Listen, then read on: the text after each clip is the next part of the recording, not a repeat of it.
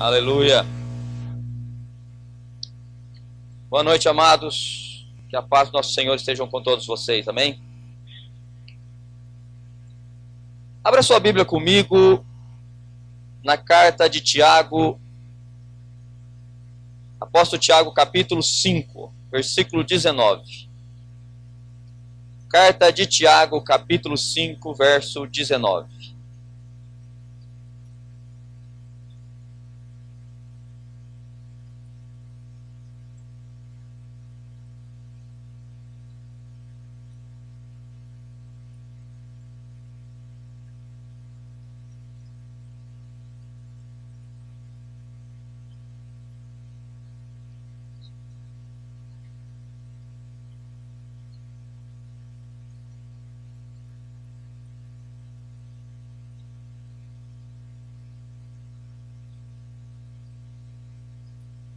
Tiago, capítulo 5, verso 19.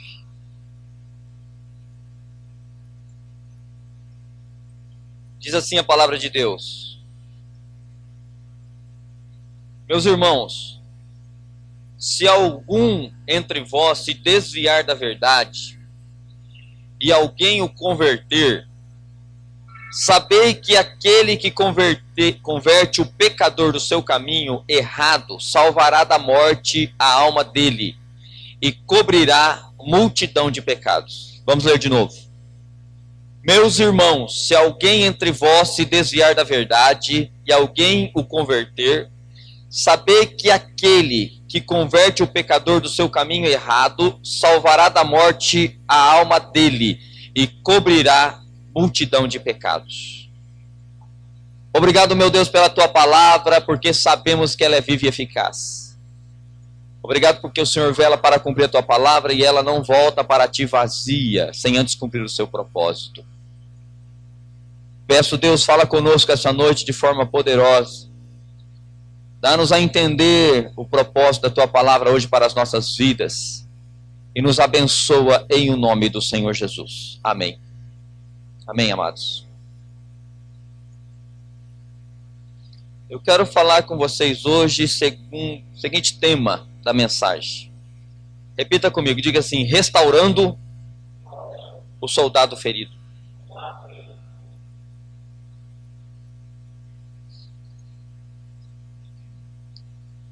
O último censo do IBGE diz que nós temos no Brasil 45 milhões de evangélicos. Diz que a cada ano o número de evangélicos no Brasil cresce. Em 20 anos o Brasil será 80% de evangélicos. Em 20 anos seremos 80% no Brasil convertidos ao Senhor Jesus. Parece um negócio bom, não parece? Mas não é. Não é. Porque as igrejas hoje, queridos, estão convertendo crentes sem compromisso. Existem, nesse mesmo censo, diz que existem 5 milhões de crentes desviados no Brasil. Se a gente conseguisse trazer esses crentes de volta para as igrejas, restaurasse cada um deles, nós já teríamos um grande avivamento no Brasil. Posso ouvir um amém? Então as igrejas hoje que estão parecendo uma rodoviária. É gente que entra e que sai, mas que não tem compromisso com Jesus. A culpa é deles? Costumo dizer que nem tanto, porque as igrejas hoje estão pregando um evangelho de prateleira. Aquilo que você quer, você vai lá e pega na prateleira.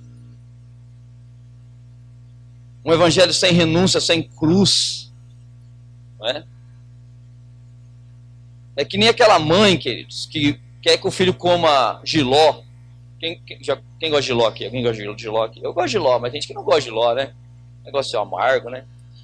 Mas a mãe quer que o filho come jiló, porque o jiló é um negócio bom para a saúde. Aí ele vai lá e coloca um leite condensado no jiló para o filho comer. Não é verdade? Para dar uma maquiada ali naquele negócio, para o filho poder comer e engolir aquilo lá. Porque hoje em dia tem muito líder por aí que está colocando leite condensado na cruz de Cristo. povo poder engolir a cruz. Não é? E não é isso que Deus quer. Nós começamos a pregar muito sobre renúncia e cruz, o povo não fica nas igrejas hoje. Verdade? Mas não é disso que eu quero falar, não. Queridos, a igreja na Bíblia, ela tem várias figuras de linguagem. Uma delas é que a igreja é um exército. E a igreja é o único exército que existe que abandona os seus feridos. Isso quando não acaba de matar ele ainda. Quando ele está ferido, caído, machucado. Existe uma lógica num exército, quando ele quer defender as suas divisas da nação, ele coloca minas, enche de minas, né? Agora a mina que aquele exército daquela nação coloca ali na fronteira, nas divisas, ela tem um objetivo, ela não é para matar o soldado, ela é para ferir o soldado, é para alejar o soldado, para arrancar uma perna, um braço. Não é para matar, porque o exército está vindo, está atacando, né? De repente aquela mina explode, porque ninguém está vendo, sabe onde está, a mina explode. Se aquele soldado morre ali, os outros olham, morreu, tudo bem, vão continuar a batalha, vão para frente. Mas por ele ficar ali só ferido, então aqueles soldados que estão avançando tem que parar. Tem que pegar aquele soldado, tem que colocar ele numa maca, tem que levar ele numa tenda, onde ali ele vai ser cuidado. É 3, 4 pessoas para cuidar de um soldado ferido. Então a estratégia da mina é para quê? É para fazer com que o exército se ocupe com os seus feridos. Essa também é a estratégia do diabo hoje.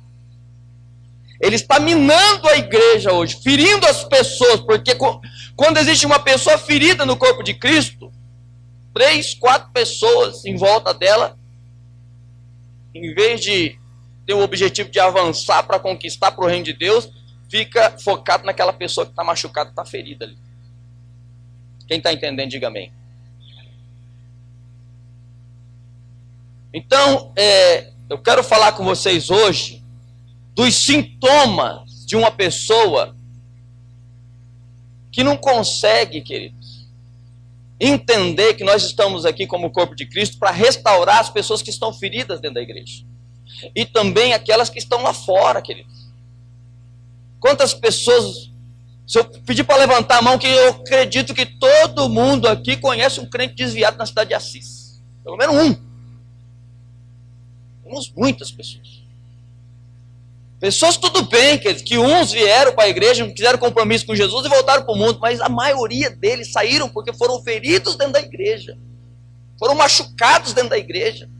Pessoas preciosas, pessoas que tinham valor, pessoas que tinham compromisso com Deus e que tinham chamado, mas ali dentro foram feridos, foram machucados, né? E nós estamos aqui, a gente encontra alguém que está machucado, está ferido. É um soldado de Jesus, que foi para uma batalha. Quando eu aceito Jesus, você aceita Jesus, você tem que entender que você entrou numa batalha. Você entrou num campo de batalha que não dá para voltar mais. Você tem que avançar, você tem que prosseguir. Entrou no campo de batalha, não tem como voltar mais. E a gente está sujeito a se machucar e se ferir, mas existe maneiras de nós lidarmos com essas situações para a gente não desistir de buscar a Deus. Por causa de pessoas, ou por causa de situações que se levantaram, aonde Deus nos plantou, nos colocou e nos chamou. Quanto estão entendendo, diga amém. Porque às vezes que nós encontramos alguém, o cara está lá machucado, estou ferido, estou machucado aqui, está machucado, acaba de morrer, peste. O cara está no abismo, meu, nós vamos lá e empurramos ele para dentro do abismo. É triste, mas a realidade da igreja é essa hoje. Então, eu quero falar aqui alguns sintomas e depois como que nós podemos fazer para restaurar. Eu quero que você saia desse culto hoje entendendo algo. Se você tem um amigo, um parente, um vizinho, alguém que você conhece que está desviado dos caminhos do Senhor, o que é esse texto que nós lemos? O que ele está falando? Isso aqui é um mandamento para mim e para você. Ó, se alguém entre vocês se desviar da verdade e alguém o converter, saber que aquele que converter o pecador do seu caminho, errado salvará a alma dele e cobrirá uma multidão de pecados. Posso ouvir um amém? E nós pegamos a Bíblia e lemos isso aqui e ficamos indiferentes, queridos, a esse mandamento de Deus. E não é isso que Deus quer de nós. Um sintoma de uma tendência nossa, minha e sua, de matar o soldado ferido. Primeiro, se esquecer do que a pessoa fez. Sabe, queridos, às vezes a pessoa está na igreja e ela faz tanta coisa boa. E ela ajuda, e ela ora, e ela abençoa a vida de tantas pessoas. Mas de repente a pessoa cai, ela peca. E ela se desvia. O que acontece? A gente vai lá e crucifica a pessoa. A gente se esquece de tudo que coisas boas que ela fez. Que? Fez coisas boas. Ajudou as pessoas. Mas nós só olhamos aquele momento do erro, da queda, do pecado da pessoa e crucificamos ela. Então a tendência humana caída é essa tendência de se esquecer das coisas boas que as pessoas fazem. Quantos pastores que eu conheço no Brasil, pastores que tinham programa da televisão, pastores que através do seu programa de televisão converteram muitas pessoas, abençoaram a vida de muitas pessoas, entraram no lar de muitas pessoas, e esses pastores caíram, se desviaram.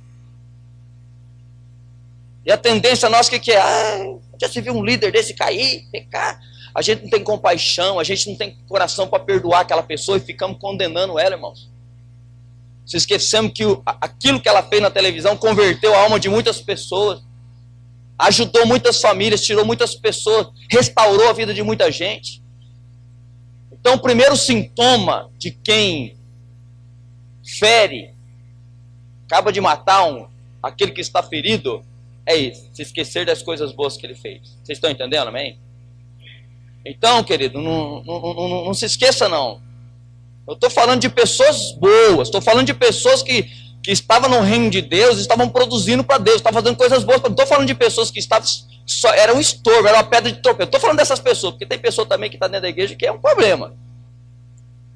Estou falando de pessoas que você sabe que está lá fora, que um dia foi uma bênção na mão de Deus. E por causa de uma queda, caiu. Hoje, está aí abandonado. Está ferido e machucado. Segunda coisa, acusar, queridos, essas pessoas. Outra tendência humana também. Só existe dois tipos de ministério dentro da igreja, queridos. O ministério de intercessão e o ministério de acusação. Qual desses dois que você pertence? Não tem outro. É só esses dois. A pessoa caiu, pecou, se desviou, aconteceu alguma situação, não sei. Vamos orar por ela, vamos interceder por ela, vamos colocá-la diante do trono de Deus para Deus restaurar a vida daquela pessoa. Vamos nos aproximar dela.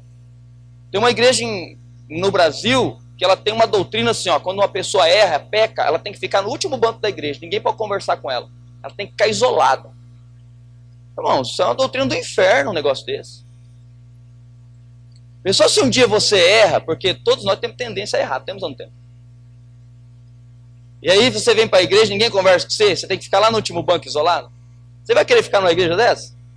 De jeito nenhum.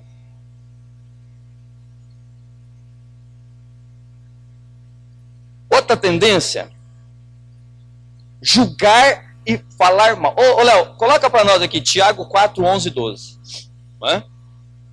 Vamos ler esse texto juntos aqui. Calma, daqui a pouco a mensagem fica boa, viu?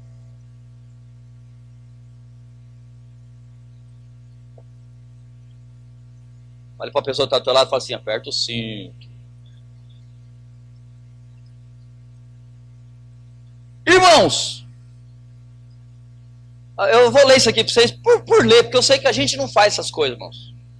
A gente não tem tendência a fazer isso, mas eu vou ler só porque está dentro do tópico da mensagem. Irmãos, não falei mal uns dos outros.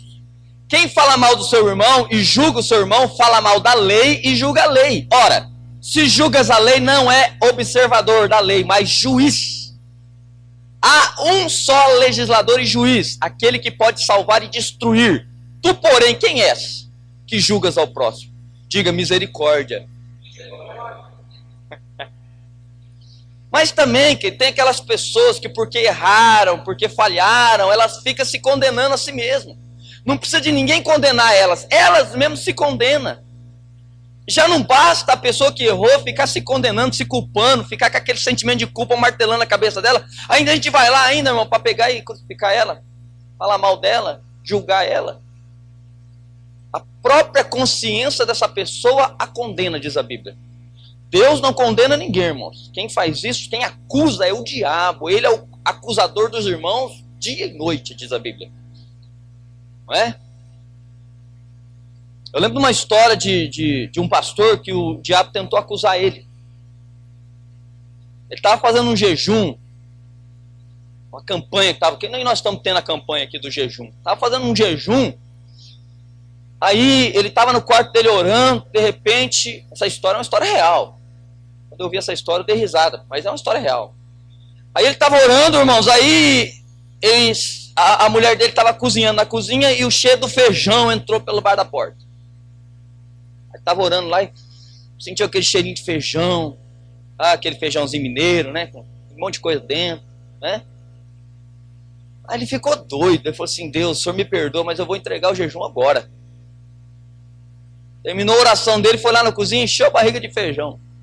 Mas comeu. Aí depois que a gente come muito assim, dá sono, não dá? Aí ele foi dormir. Aí bateram palma na casa dele: ô pastor!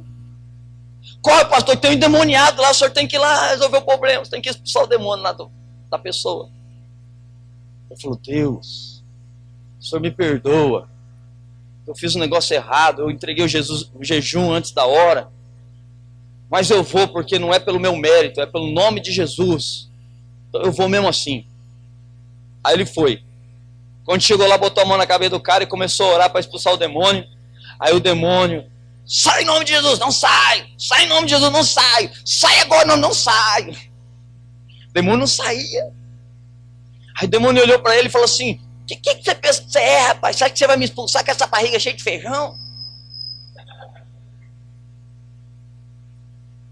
O demônio estava acusando ele por causa de uma coisa que ele fez. Ele errou, porque ele foi fraco, entregou o jejum antes da hora. Mas ele pegou e falou assim: ó, demônio, o negócio é o seguinte, não é pelos meus méritos, não. É pelo nome de Jesus. E com feijão, sem feijão, você vai sair no nome de Jesus. E o demônio saiu, o homem foi liberto, irmão. Você pode dar um aplauso a Jesus? Então entenda, querido. Romanos 8:1 diz: nenhuma condenação há para aqueles que estão em Cristo Jesus. Diga glória a Deus. Então não deixe o diabo acusar você, condenar você com pensamentos, porque você errou, porque você falhou. Porque Deus não vai olhar para o teu passado.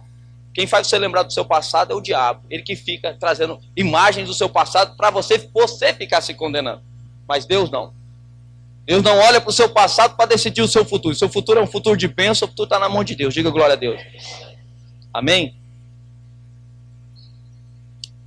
Tudo bem, julgar e falar mal. Diga: aprendi, não vou mais julgar ninguém, nem falar mal de ninguém. Quarto, ignorar.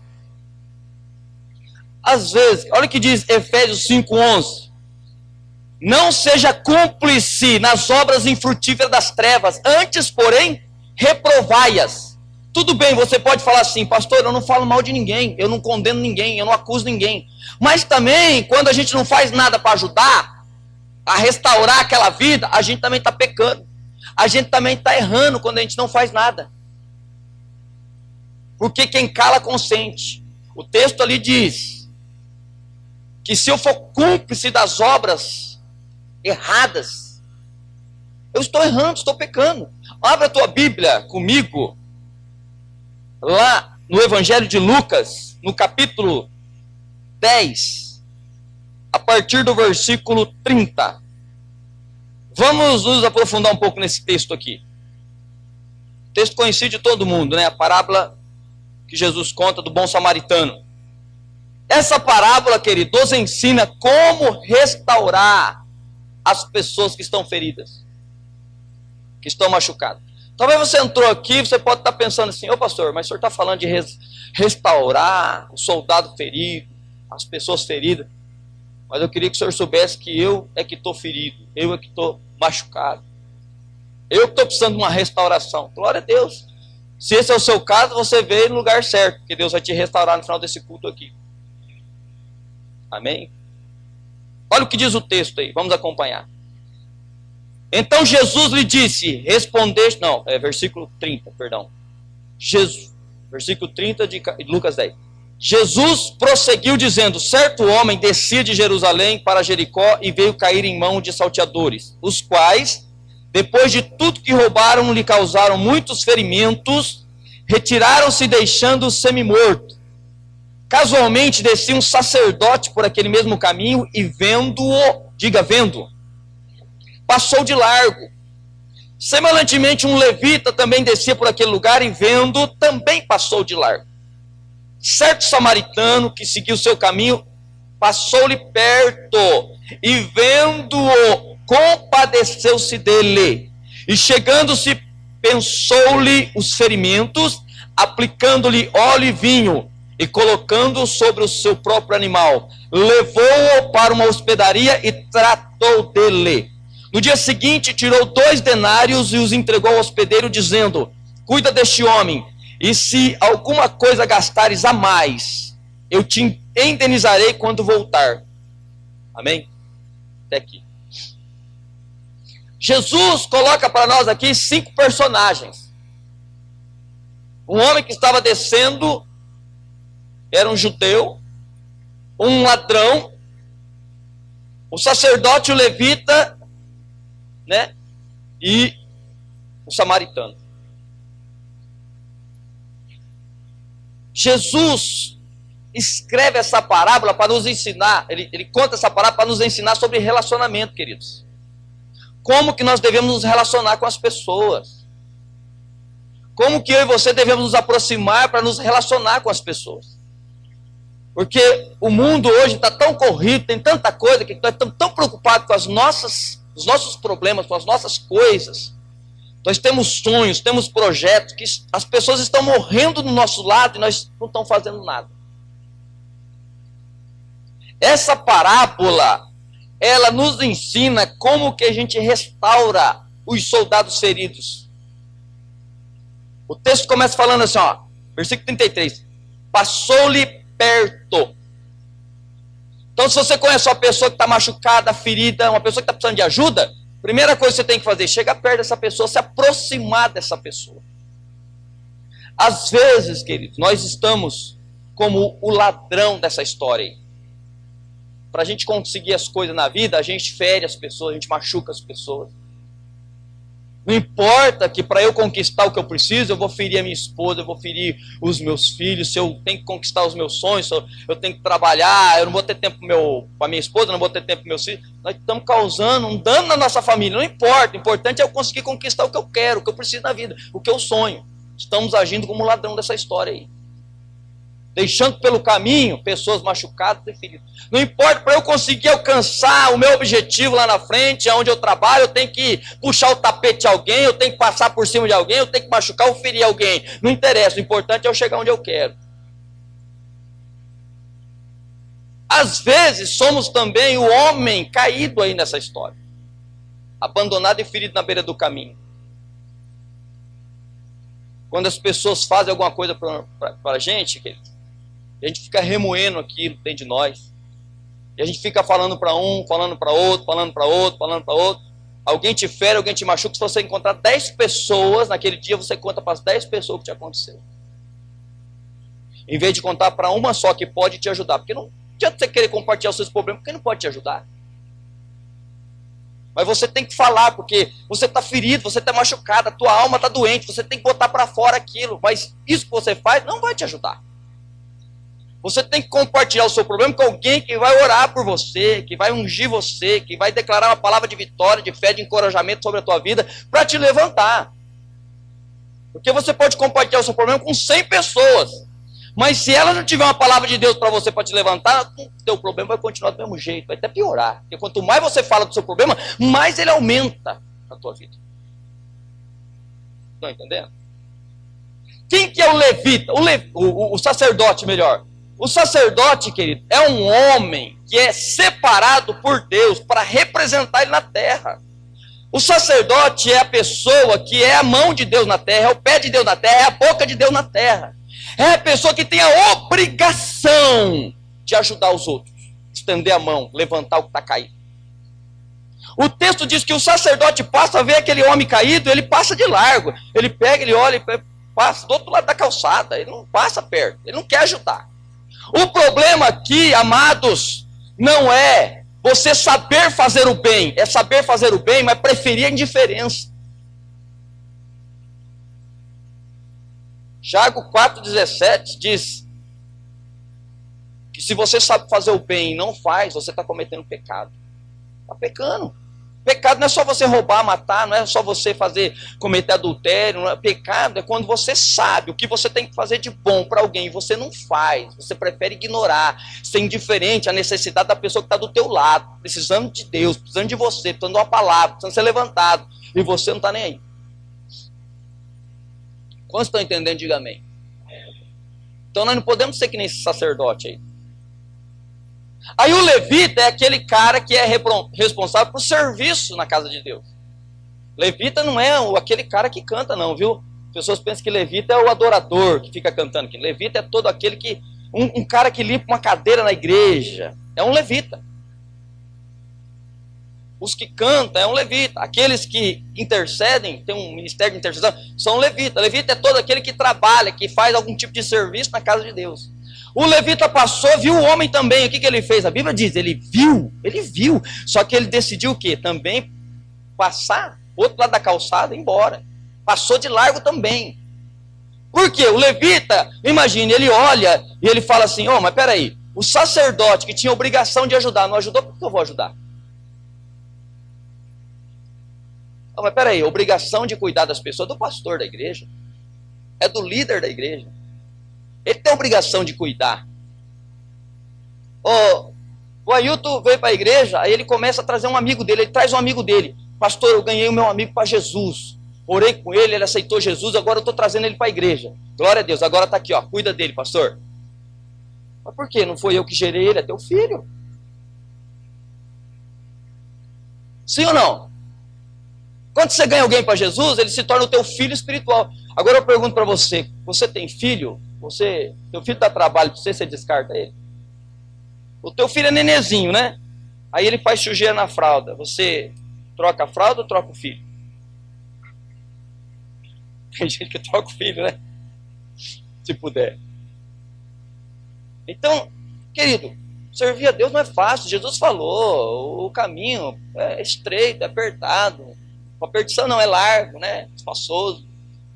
Servir a Deus é isso, querido. Nós estamos aqui, vocês todos, nós somos corpo de Cristo, todos nós estamos aqui para fazer algo pelo reino de Deus. Então, você tem um vizinho, um amigo, um parente, alguém que está aberto ao evangelho, você prega a palavra para ele, ele se converte. Querido, você tem que assumir a responsabilidade de cuidar dessa vida. Acompanhar ela, consolidar ela, abençoar ela. É o teu filho espiritual. Quantos estão entendendo? Então olha como que é a nossa vida, querido. Agora o que a Bíblia ensina? Qual é o princípio de Deus, querido? Que se eu ganhei o Adriano para Jesus, agora o que eu fizer acontecer na vida dele, Deus vai fazer acontecer na minha vida. Posso ouvir um amém? Porque é uma lei, semeadura e colheita. O que eu estou semeando na vida dele, Deus vai me dar como colheita. Como, meu irmão? Uma vez eu fui fazer, eu estava no hospital fazendo uma visita, e aí tinha uma pessoa lá, falou, pastor, o fulano está internado aí. Eu falei, é mesmo? Nem sabia. Eu falei, vou lá ver. Aí fui no quarto, ele estava lá. Aí falou, pastor, já faz uma semana que eu estou aqui, ninguém da igreja veio me visitar, pastor. Eu falei, é mesmo, filho? Quando você estava ação, quantas pessoas você visitou? Aí ele baixou a cabeça e ficou quieto. Meu querido, como que você quer ter uma colheita se você não semeia? Como que você quer amor se você não semeia amor? Você está entendendo? Então as pessoas elas só querem venha a nós. Não é? E não é assim, queridos. Nossa, eu saí totalmente da mensagem, né?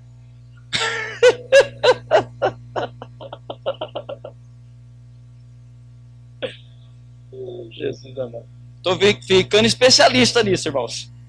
Mas daqui a pouco nós voltamos lá. Fica tranquilo. Deus quer falar com alguém aqui hoje. Você crê nisso ou não?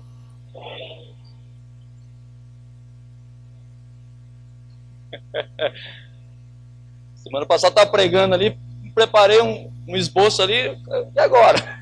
O esboço foi embora, irmão. É Deus que está falando aqui. Glória a Deus. Mas essa parábola é uma lição para mim e para você, de como nós devemos nos aproximar das pessoas. A pessoa está ferida, machucada, que eles vão cuidar.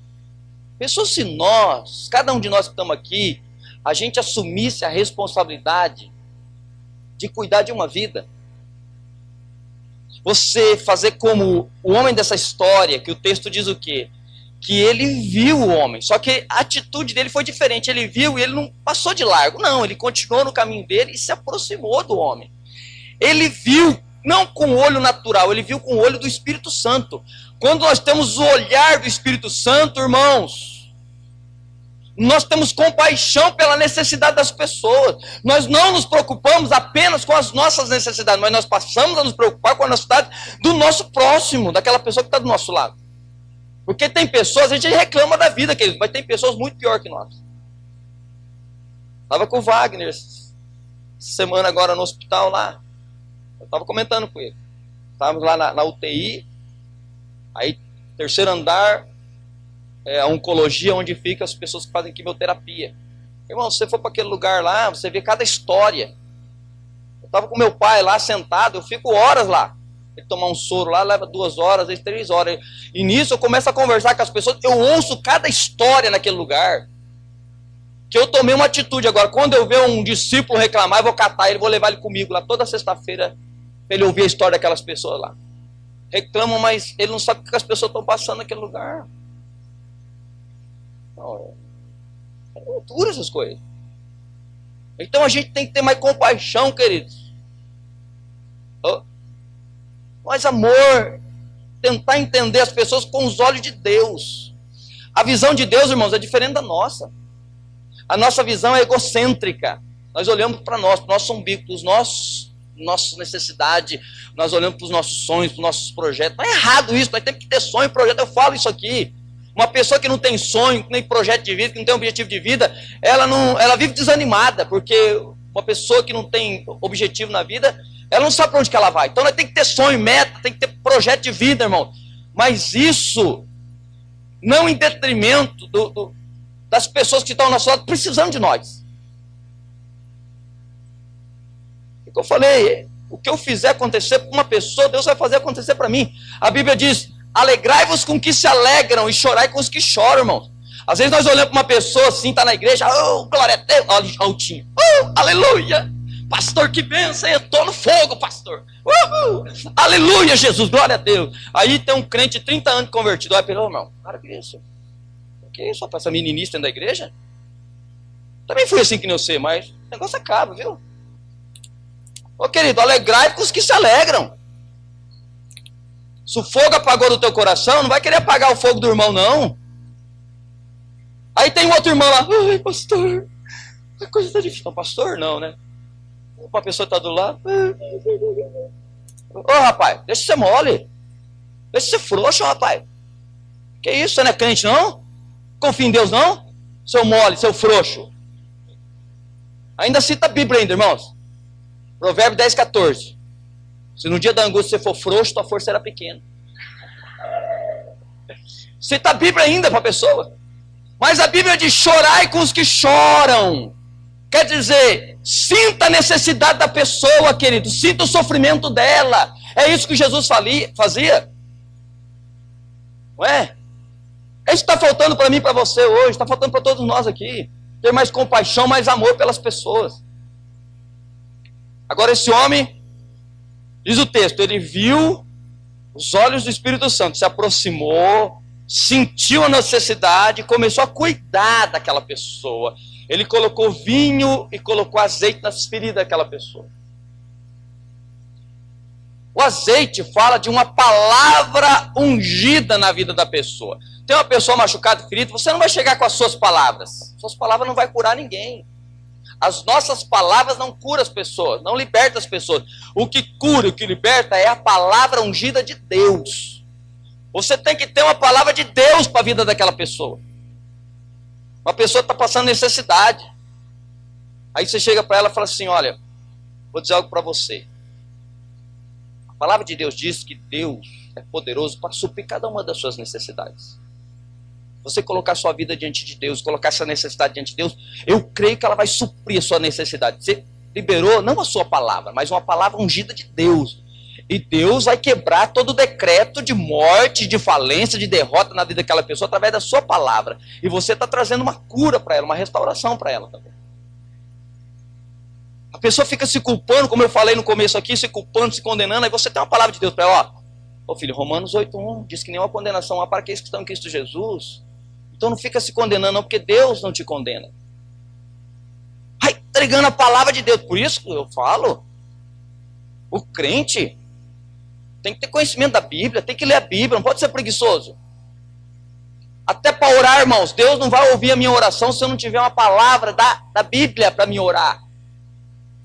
A palavra que traz poder, eu costumo dizer o seguinte, tem pastor que costuma pregar a palavra e nem se prepara, não ora, não jejum, não faz uma consagração, nada. Por que as coisas dão certo? Porque a unção não está no pregador, a unção está na palavra de Deus. A unção está na palavra, irmãos. Eu estava ouvindo a mensagem do Silas Malafaia, ele falou assim, sabe por que eu cito um monte de versículos, irmãos, na minha pregação? Porque a palavra tem poder para restaurar, libertar, curar. É a palavra. Então, irmãos, nós temos que ter a palavra aqui, ó. A nossa mente tem que ser um depósito da palavra de Deus. Mas como que o crente é preguiçoso para ler a Bíblia, para estudar a Bíblia? Às vezes a pessoa, ô pastor, o que eu faço para ser próspero? Eu quero ser uma pessoa próspera. Lê a Bíblia. O segredo está na palavra de Deus, querido. Não é isso que Davi fala no Salmo 1? A prosperidade vem de você meditar na palavra de Deus de dia e de noite. Como que Deus falou para Josué ser próspero? Josué 1, verso 8. Medita de dia e de noite na palavra de Deus, e ela vai te conduzir de maneira prudente. E tudo que você fizer será bem sucedido. Pastor, não consigo vencer o pecado. Eu estou numa área da minha vida que tá me dominando. Eu já lutei, eu já tentei, não consigo. Salmo 119 diz, guardei a tua palavra no meu coração para quê? Não pecar contra ti. A palavra de Deus nos liberta do pecado. Jesus estava orando pelos seus discípulos. Lá em João 17 ele diz assim, Pai,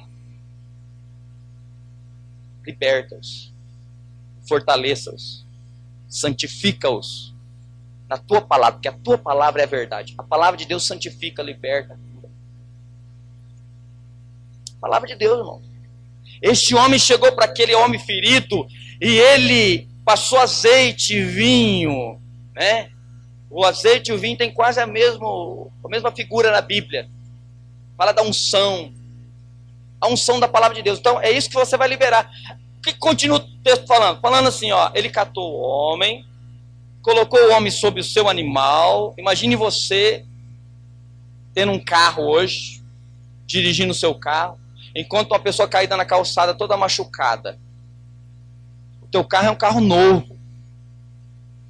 Você acabou de tirar da concessionária, nem tirou os plásticos do banco ainda, nem emplacou o carro. 0 quilômetro. Aí você vê um cara todo caído, machucado, sujo. Você tem coragem de colocar esse homem dentro do teu carro e levar ele para um hospital para ser cuidado lá? Foi o que esse homem fez, irmãos. Ele pegou esse homem e cuidou. A Bíblia diz que ele cuidou desse homem a noite inteira. E no outro dia ele pagou para o dono da hospedaria.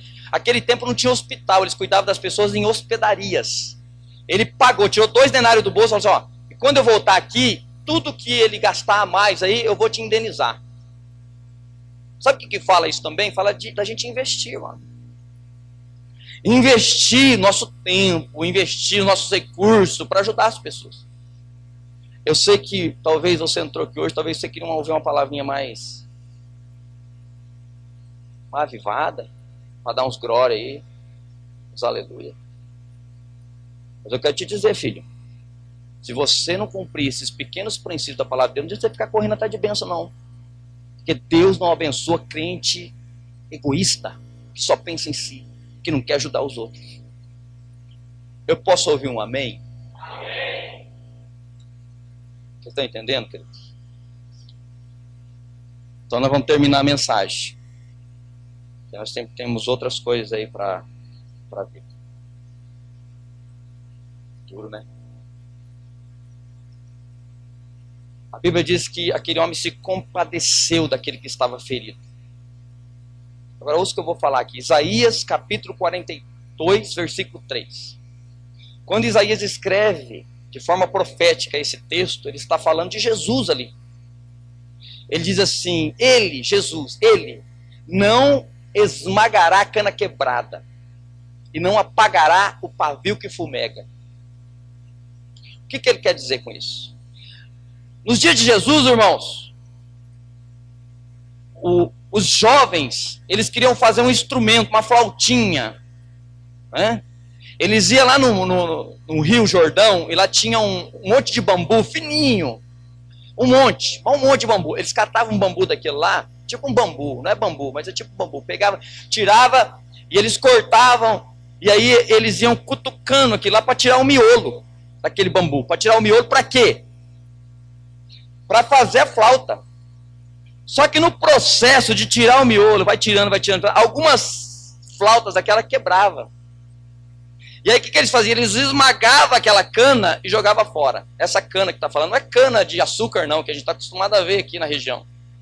Essa cana é como se fosse um bambu bem fininho, que eles usavam para fazer instrumento musical, uma flauta. E o texto diz que Jesus não esmagará a cana quebrada. O que quer dizer isso? Quer dizer que Jesus chamou você para ser um instrumento da glória dele nessa terra. Só que Jesus, quando ele nos chama, você precisa entender algo. Quando Jesus nos chama, ele começa um processo de tratamento na minha vida e na sua vida. Ele começa a tirar algumas coisas de dentro de nós que não acrescenta no chamado. Ele tem que tirar isso, irmão. Isso não pode ficar lá dentro de nós. Só que no processo a gente não reagiu bem, a gente não reagiu direito e a cana quebrou. Uma pessoa não aceitou o tratamento de Deus, reagiu no tratamento, não reagiu da forma correta e a cana quebrou. Só que Jesus não é aquele tipo de gente que fala assim, mas peraí, tem muita gente nessa terra para eu usar. Eu não preciso de você. Você não reagiu direito ao meu tratamento, então eu não preciso de você não. Você fica de lado aí. Eu vou usar outro. Tem milhares e milhares para eu usar. Jesus não faz isso. Jesus não descarta as pessoas. Jesus, ele pega aquela cana que quebrou, ele ajeita ela, ele arruma ela, ele restaura ela, para ela continuar sendo usada para a glória do nome dele. Porque às vezes nós não reagimos direito, queridos, no tratamento de Deus, e Deus vem nos tratar mesmo. Todo dia Ele está fazendo alguma coisa comigo e com você para nos tratar. E não é fácil. Ele não apagará o pavio que fumega. Naqueles tempos de Jesus tinha uma lamparina. Eles usavam a lamparina e o combustível do fogo da lamparina era o azeite. Eles colocavam o azeite. Então, enquanto aquele pavio que pegava fogo estava mergulhado no azeite, havia luz. Quando o azeite acabava na lamparina, o fogo ia diminuindo. E aquele pavio começava a fumegar. Uma fumaça preta começava a sair daquele pavio.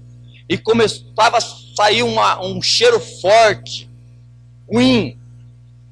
Aí a pessoa ia correndo lá, abria a gaveta, pegava outro pavio, tirava aquele pavio, jogava fora e colocava um pavio novo ali. E enchia aquele negócio de azeite novo. O que quer dizer isso? Quer dizer o seguinte, amados. Que enquanto houver azeite na nossa vida, a unção de Deus na nossa vida, nós vamos ter a luz de Jesus em nós. Só que às vezes, a gente tira tempo. Eu falei aqui de você. Por que muita gente está ferida lá fora e machucada? Por que muita gente está desviada dos caminhos de Deus? Sabe por quê? Muito homem de Deus, muita mulher de Deus. Sabe por quê? Porque eles tiraram o tempo para cuidar de tanta gente, mas não separaram o tempo para cuidar deles mesmos. E o azeite foi acabando, o azeite foi acabando, o azeite foi acabando, ele não percebeu isso. E o pavio começou a fumegar. E começar a sair uma fumaça preta. E a pessoa começou a reclamar, começou a murmurar, mas por que isso? Tanta coisa que eu fiz isso, fiz. Oh Deus, por que o Senhor permitiu isso na minha vida? Mas por quê? Porque você tirou tempo para cuidar de tanta gente, mas não tirou tempo para cuidar de você, para se abastecer do óleo da palavra, do azeite do Espírito Santo. E o pavio começou a fumegar. Mas Jesus, querido, ele não descarta você. Ele não pega aquele pavio, joga fora e coloca outro novo no lugar. Não, o que ele faz? Ele vai lá, ele ajeita aquele pavio, ele coloca óleo novo ali, um azeite novo ali. E aí o que ele começa a fazer? Jesus faz algo maravilhoso, ele começa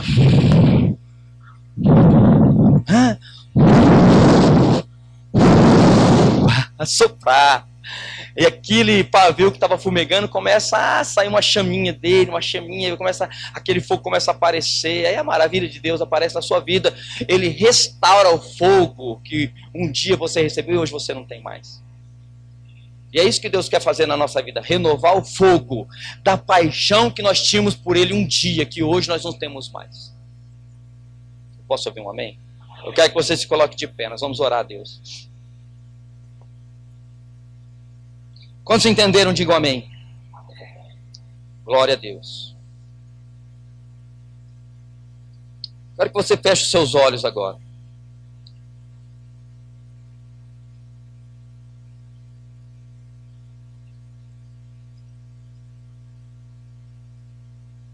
Aleluia. Feche seus olhos.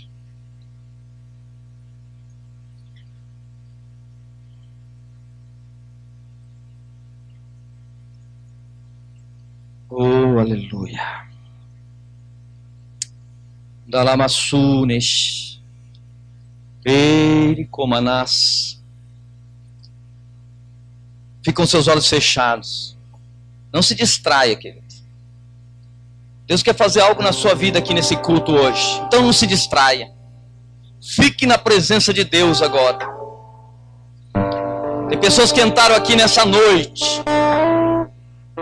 E você ouviu essa palavra hoje aqui.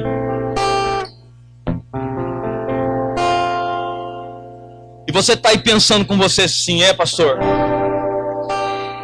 Eu até gostaria de ajudar a restaurar a vida das pessoas que estão lá fora precisando.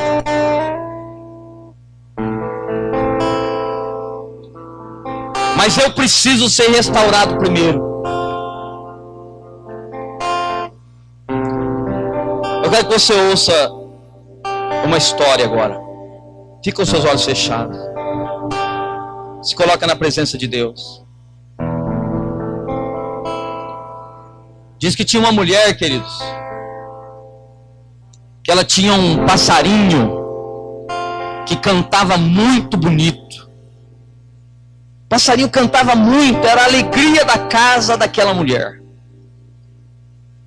Um dia essa mulher decidiu limpar a gaiola do passarinho dela com um aspirador de pó. Veja isso. O aspirador, queridos, era tão potente que aspirou o passarinho para dentro do aspirador. Essa mulher ficou desesperada. Ela abriu o aspirador procurando o passarinho no meio daquela poeira, daquela sujeira, e ela encontrou ele. Ele estava ali todo machucado, ferido, todo sujo. Mas estava vivo, não havia morrido. Essa mulher limpou aquele passarinho, colocou ele de volta na gaiola. Aí uma amiga dela ligou para ela, dias depois, e disse assim: e aí? E o passarinho morreu? Ela disse: não morreu não, está vivo. Mas aconteceu algo com o meu passarinho. Ele cantava tão bonito. Ele nunca mais cantou. Nunca mais. Sabe, queridos, tem pessoas que se desviaram do propósito de Deus. Eram pessoas tão usadas por Deus, tão abençoadas por Deus, mas passou por uma experiência traumática na sua vida que sucou a vida de dentro dela, que sucou a esperança dela, os sonhos dela, e tirou a música de dentro dela.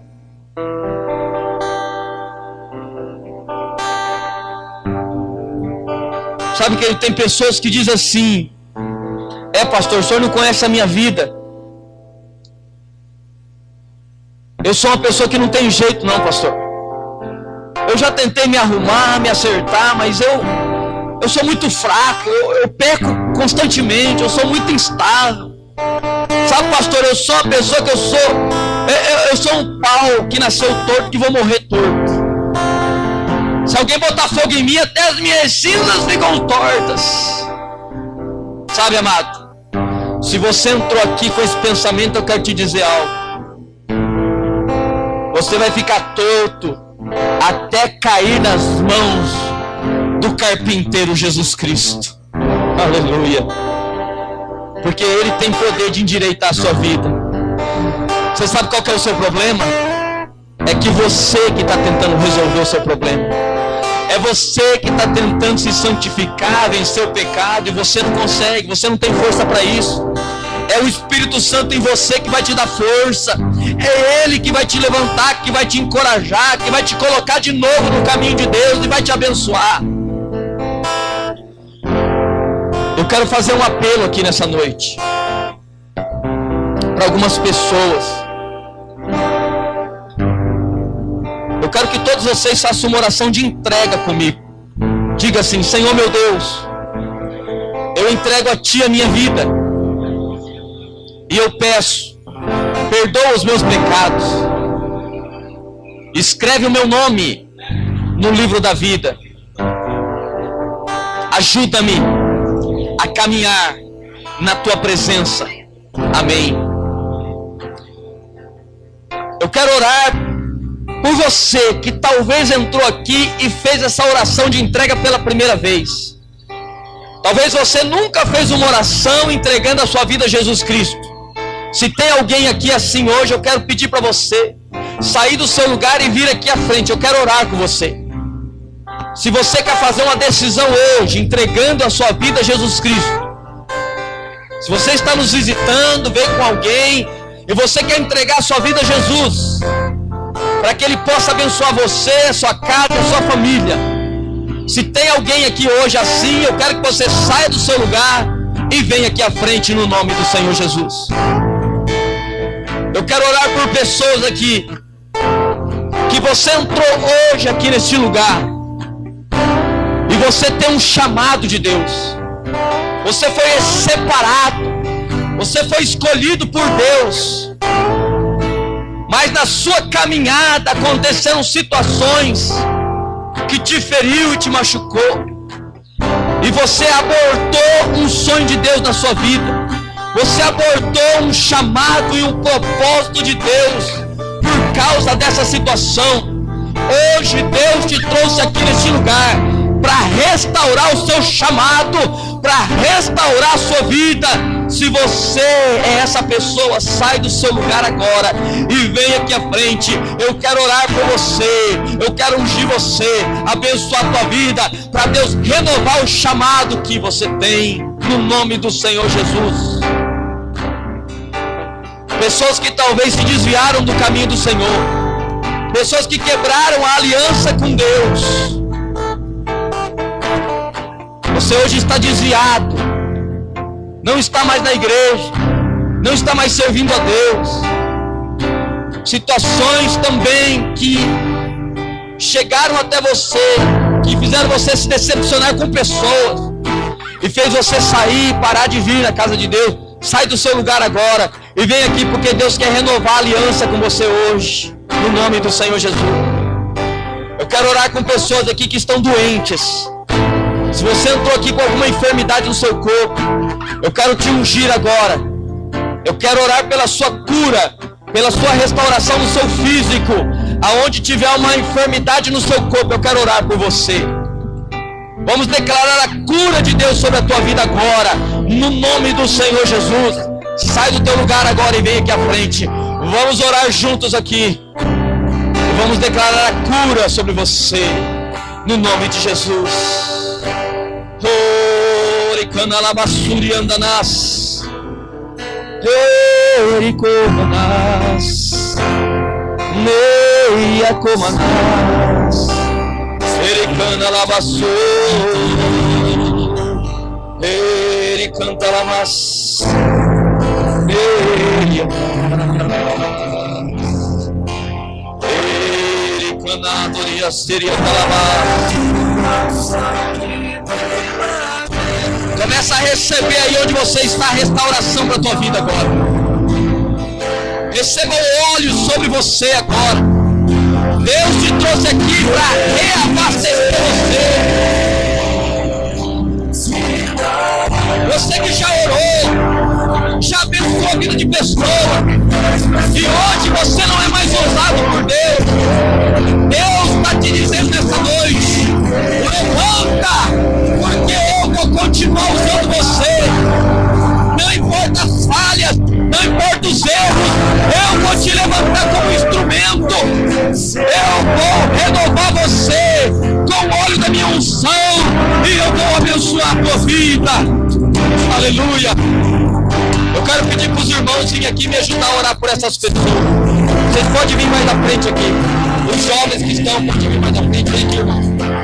Pode vir mais à frente aqui. Aleluia. Glória a Deus. Vamos orar. Vamos ungir as pessoas. E vamos abençoá-las em nome do Senhor. Eu te dou as mãos agora, filho, para que a pessoa que você tocar, ela possa sentir o toque de Deus, a unção de Deus, e possa sair deste culto hoje renovada, restaurada, pelo poder de Deus, em nome do Senhor Jesus. Podemos orar, filho. Começa a orar, começa a abençoar as pessoas, em nome do Senhor Jesus. Eu unjo as tuas mãos agora. Eu unjo as tuas mãos agora. Eu sou filho, tua casa, toda a tua família. Eu declaro que não te abençoa você. Tua casa, tua família caia por terra hoje, em nome de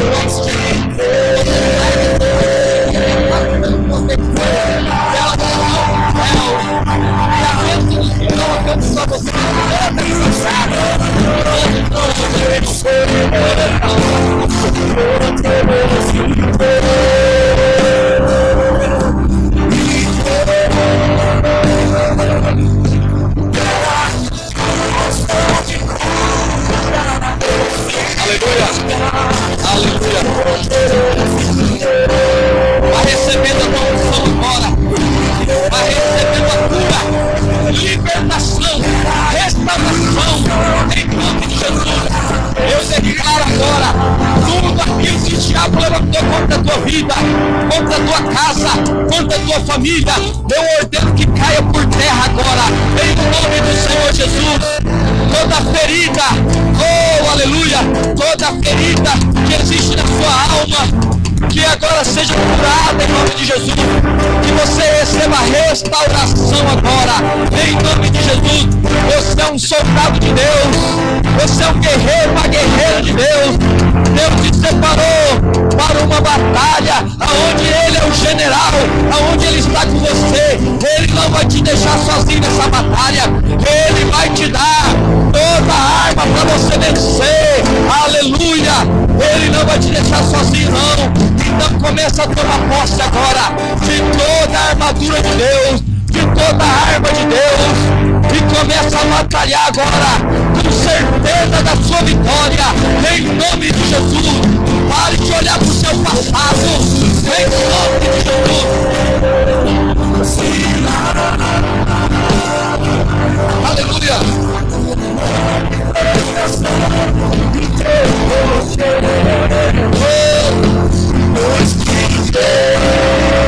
Receba, meu querido, pela fé. Vai recebendo aí onde você está. Seja renovado agora. Oh, aleluia. Aleluia. Oh, liga na lavassura, ele assurianda. Ei, Jacob, ele assura, e na lavassura, e na naia. Ei, assurianda naias. E Jacob, ele assura, ele anda lavassura. Levanta na matou, ei, assurianda. aleluia. Glória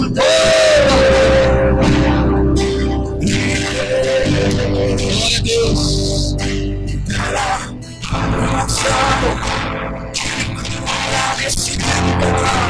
Receba um som de cura. Seja curado.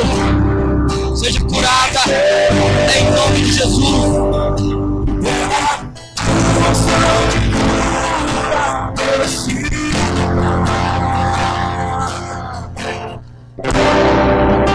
Senhor, eu oro pela tua igreja, Pai.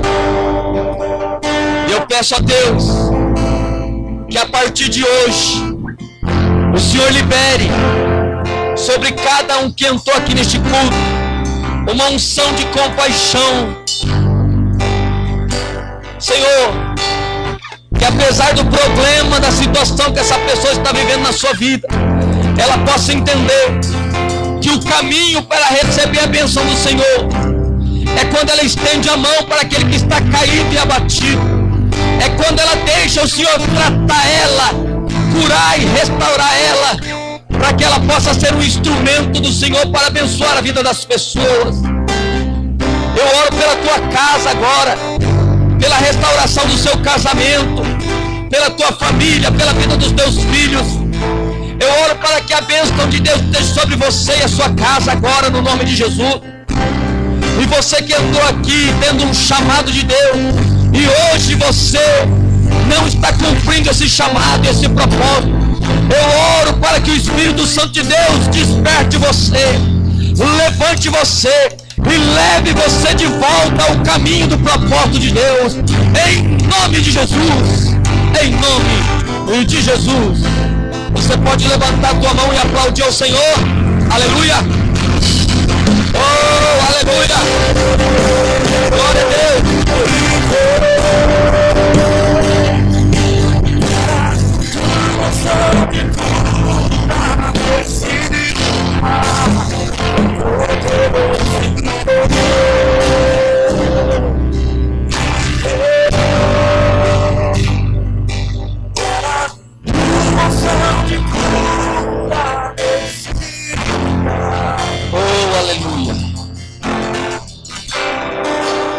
Glória a Deus.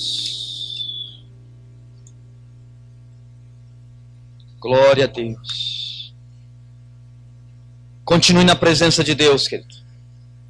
Nós vamos consagrar os elementos da ceia agora. E nós vamos tomar a ceia do Senhor.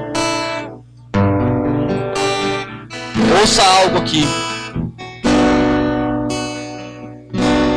Tem pessoas, amados, que não tomam a ceia do Senhor, porque diz assim: eu não vou tomar ceia hoje porque a minha vida não está bem com Deus não, então eu não vou tomar ceia.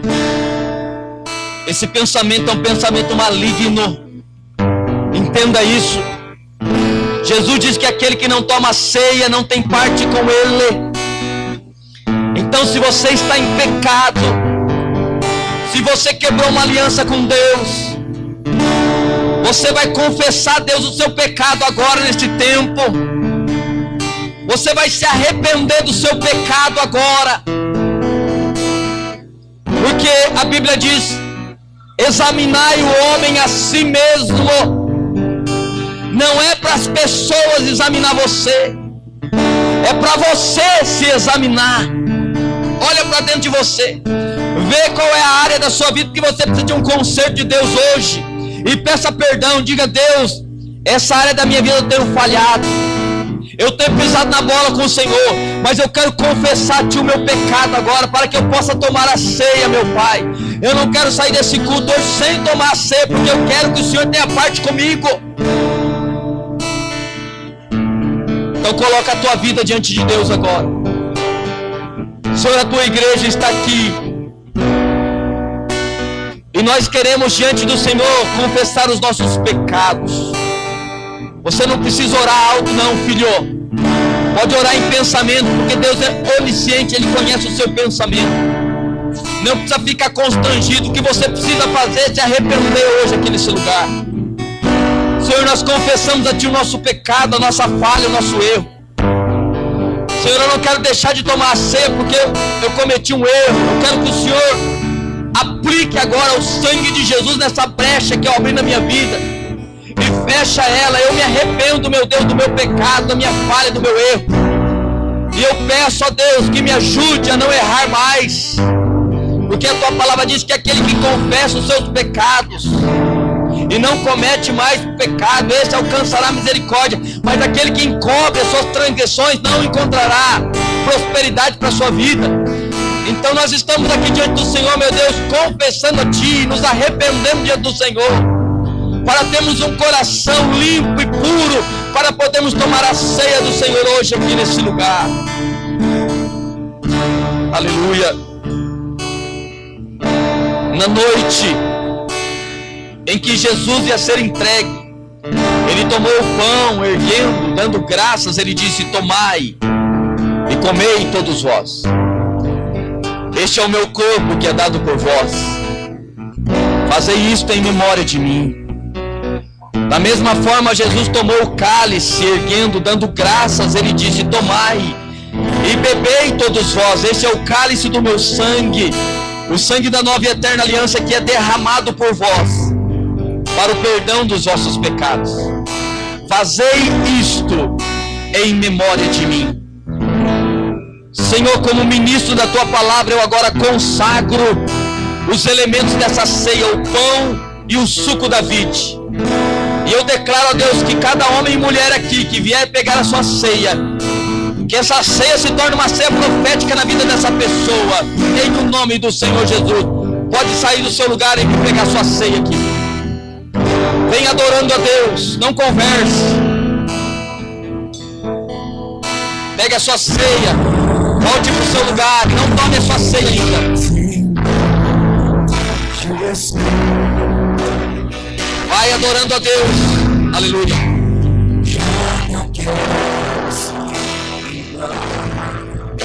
Declare isso. Renova-me, Senhor. Peça para Ele te renovar essa noite. Este é um culto de renovo. Aleluia.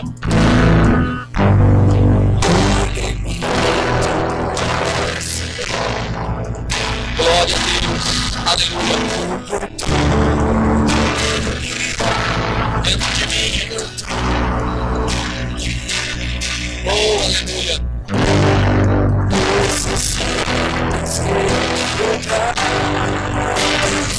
Vai adorando a Deus, igreja. Aleluia.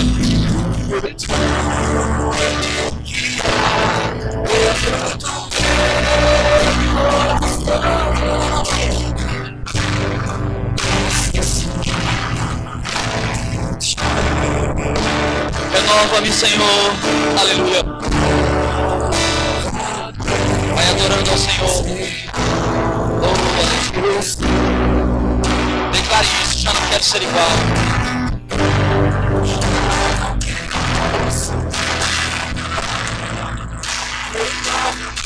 Aleluia.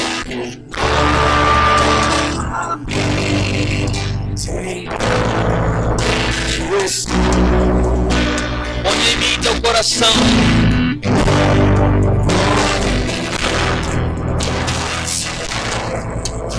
Receba o renovo do Senhor nessa noite.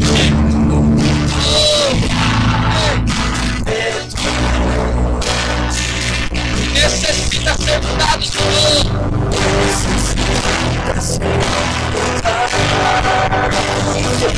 Declare isso.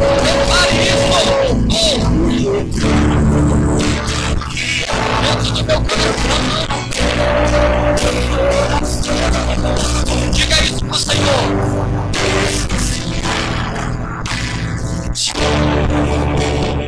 Aleluia.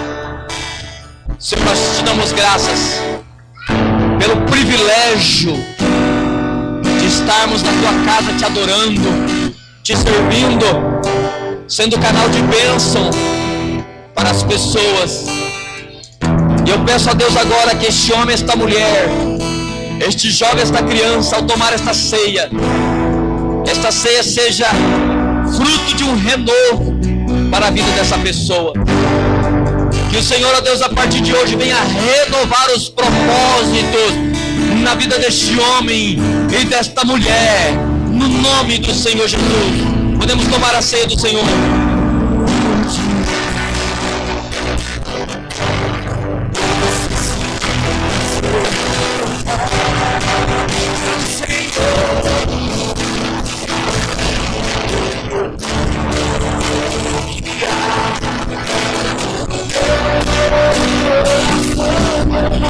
Necessita.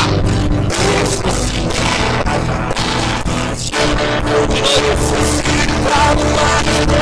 Declare mais uma vez. Oh, aleluia.